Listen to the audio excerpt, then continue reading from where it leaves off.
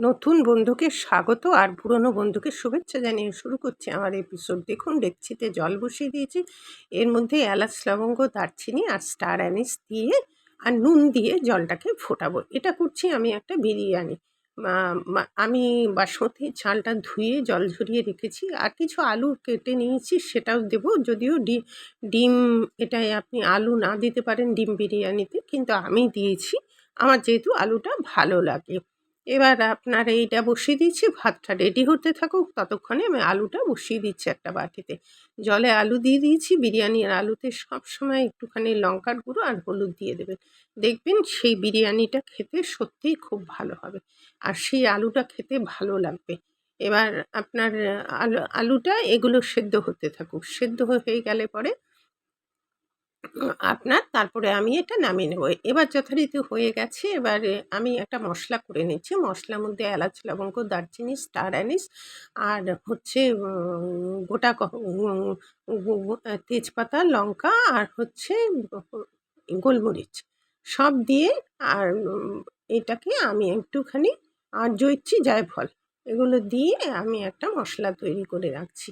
এবার যথারীতি কড়া বসিয়ে দিয়েছি, মশলাটা ঠান্ডা হলে আমি ভেজে নেব। বাই দ্য ওয়ে, আমি নূপুর, আপনারা দেখছেন smile with Nupur and Tania. Please একটু সাবস্ক্রাইব করে দেবেন, বেল আইকনটা টিপতে ভুলবেন না, লাইক শেয়ার করে পাশে থাকবেন। নিত্য নতুন যখনই রেসিপি আপলোড করব যথাসময়ে আপনাদের কাছে পৌঁছে যাবে। কড়া বসিয়ে দিয়েছি, পেঁয়াজ তো কিছু কেটেই নিয়েছিলাম। এবার পেঁয়াজটা আমি তেলটা গরম হলে পেঁয়াজটা দিয়ে দেবো। পেঁয়াজটা দিয়ে আমি বেরেস্তা তৈরি করব। পেঁয়াজটা বেরেস্তা তৈরি করলে সেটা খেতে খুব ভাল লাগে। আর এমনিও যদি আপনি বিরিয়ানির উপরে বেরেস্তা দেন, সেটা কিন্তু স্বাদ অনেক গুণ বেড়ে যায়। এবার পেঁয়াজটা ভাজা হয়ে গেল যথারীতি। এবার এই তেলেই আমি ওই সেদ্ধ যে বয়েলড করে আলুটা রেখেছিলাম 80%, সেইটা আমি এর মধ্যে দিয়ে দেবো। দিয়ে এটাকে আপনার আমি করব, মানে একটু ভেজে এটাকেও তুলে রাখবো। এটাকে যথারীতি ভাজা হয়ে গেলে পরে তারপরে আমি পরবর্তী স্টেপটাকে আমি এগোতে পারবো। আমি একটা দইয়ের মধ্যে একটুখানি নুন দিয়ে রেখেছি। দইয়ের মধ্যে কিন্তু একটু নুন দিয়ে ফেটিয়ে রাখবেন, তাহলে কিন্তু দইটা কাটার সম্ভাবনা থাকে না। আর ময়দা দিতে পারেন, কিন্তু সেটার চাইতে নুনটা দিয়ে রাখলে ভালো হয়। এবার আপনার আমি আলুটা ভাজা হয়ে গেছে, আলুটা তুলে নিলাম। এবার এর মধ্যে আমি এই তেলেই আর একটু তেল দিয়ে আমি এর মধ্যে আপনি ঘি দিতে পারেন, আমি কিন্তু ঘি ছাড়াই এবার করেছি। অন্য সময় দেই এলাচ, লবঙ্গ, দারচিনি আর হচ্ছে সাজিরা। ও সরি, বলতে ভুলে গেছি, ওই যে মশলাটা ভেজেছিলাম তার মধ্যে কিন্তু সাজিরাও দিয়েছিলাম। সাজিরা আমি মশলাটা আরেকবার বলে দেবো আপনার, এই ভিডিওর শেষের দিকে আমি বলে দেবো। দেখুন পেঁয়াজটা ভেজে নিচ্ছি। এই পেঁয়াজটা কিন্তু বেরেস্তা হবে না। এই পেঁয়াজটা একটুখানি ট্রান্সপারেন্ট হলে পরে আদা রসুনের পেস্টটা দিয়ে দেবো।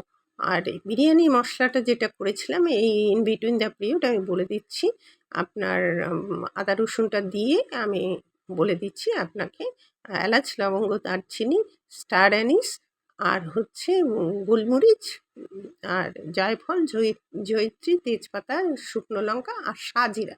সাজিরাটা অবশ্যই দেবেন। ফোড়নেও কিন্তু আমি সাজিরা দিয়েছি। এবারে এইটা দেওয়ার পরে আমি একটুখানি এর মধ্যে পেঁয়াজের বেরেস্তাটা দিয়ে দেবো। পেঁয়াজের বেরেস্তাটা এই ভাজার সময় দেবো। আর একটা কথা, যেটা আমি ভাত গেলেছি যে ফ্যানটা, সেটার মধ্যে অনেক রকম মশলার গন্ধ থাকে, তো সেই জন্য আমি ওটাকে একটু তুলে রেখেছি, যাতে মশলাটা ভাজতে আমার কোনো অসুবিধা না হয়। দেখুন 2 হাতা জল দিয়ে দিলাম। তার মানে এই জলটা কিন্তু আমি দিচ্ছি না, ওটা ভাতের জলটাই দিচ্ছি, কারণ যেহেতু সুন্দর একটা গন্ধ। আর এর মধ্যে একটু লঙ্কার গুঁড়ো আর হলুদ দিয়ে দিলাম। এটা দিয়ে পেঁয়াজ বেরেস্তা তো অবশ্যই দেবেন। আর যে মশলাটা আমি করে রেখেছি, যেটা বললাম আমি সেকেন্ড টাইমও বললাম, এই মশলাটার একটু গুঁড়ো দিয়ে দেবেন। এটা দিয়ে আমি পুরোটাকে সমানে মশলাটা কষিয়ে তার মধ্যে দই দিয়ে দেবো। এবার দইটা কষানো হয়ে গেলে পরে আপনার এর মধ্যে দেখুন দইটা কষানো হয়ে যাচ্ছে। এবার দইটা কষানো হয়ে গেলে মশলা, কিন্তু ওই মশলা একটু দেবেন আর নুন দেবেন। আপনার যদি মিষ্টি মনে হয় দেবেন, কিন্তু অ্যাকচুয়াল বিরিয়ানিতে কোনো সময় মিষ্টি পড়ে না। ব্যালেন্স রাখার জন্য অনেকে দেওয়ার চেষ্টা করে, কিন্তু আমার ভালো লাগে না বলে ব্যক্তিগতভাবে আমি দেই না। লঙ্কার গুঁড়ো অবশ্যই দেবেন এর মধ্যে। তারপরে আমি ডিম, এই 6টা ডিম আমি সেদ্ধ করে রেখেছি, আর আলু, সেটা দিয়ে দেবেন। ডিম এর মধ্যেই ডিমটা মাখা, মাখা হয়ে যাবে। আর আপনার তাহলে পরে আলুটাও হয়ে যাবে। এবার দেওয়া হয়ে গেলে পরে আমি এটাকে কষাতে থাকবো। এর মধ্যে কিন্তু অবশ্যই ওই মশলাটা আর বিরিয়ানি বেরেস্তা যেটা করে রেখেছি সেই দুটো দেবেন, তবেই খেতে ভাল লাগবে। আর একটু ওই যদি ড্রাই হয়ে যায় ওই জলটা রেখেছি, সেই জলটা মানে ভাতের ফ্যানটা, কারণ ফ্যানে ওই ওর মধ্যে অনেক মশলা আছে, গন্ধও খুব সুন্দর, সেই জন্যে আমি ওইটা দিয়েছি। ওটা এর মধ্যে একটু জল দিয়ে এটাকে কষাচ্ছি। আমি কিন্তু এমনি জলটা দিইনি, যাতে স্বাদটা খুব ভালো হয় আর কি, সেই জন্যে এটা করছি। দেখুন এটা যতক্ষণ হয়ে যাবে, এই বিরিয়ানির মশলাটা আপনি বিরিয়ানির মশলাও দিতে পারেন, কেনা মশলা। আমি ওই মশলাটা দিয়েছি আর কেনা অল্প একটু দিয়েছি। এর মধ্যে কেওড়া জল একটু দিয়ে দিলাম। আর একটা বাটিতে দুধ নিয়ে একটু গোলাপ জল, এটা কিন্তু আপনার এই যে গোলাপ জল দিয়েছি সাদা গোলাপ জলও দিতে পারেন। আমি কিন্তু এটা দিয়েছি যে গোলাপ জল, যেটা হচ্ছে দোকানে করে, দোকানে বিরিয়ানি করে তারা এই জলটা দেয়। এবার আপনার এই গোলাপ জলটা দেয়। এবার তাওয়া বসিয়ে দিয়েছি। এবার এর মধ্যে আমি এগুলোকে ঢেলে দেবো। আর একটুখানি কিন্তু রাখবেন, এই যে জুসটা, মানে যেটা কাঁইটা যেটাকে বলে। এর মধ্যে এবার ভাতটা দিয়ে দেবো। ভাতটা কিন্তু একসাথে পুরোটা দেবেন না, কিছুটা দেবেন, বেরেস্তা দেবেন, এই দুধটা দেবেন। তারপরে ইয়ে এটা ওই জলটা যাতে জুসি হয় সেই জন্য একটু জল দিয়েছি। বিরিয়ানি সাধারণত দেখবেন খুব ড্রাই হয়ে যায়, সেই জন্যে ওটাকে ঘি দিয়ে করে। আমি তলায় একটু ঘি দিলে ভালো হতো, আমি ঘিটা দেইনি, কারণ একটুখানি ঘরোয়া পদ্ধতিতে করেছি তো।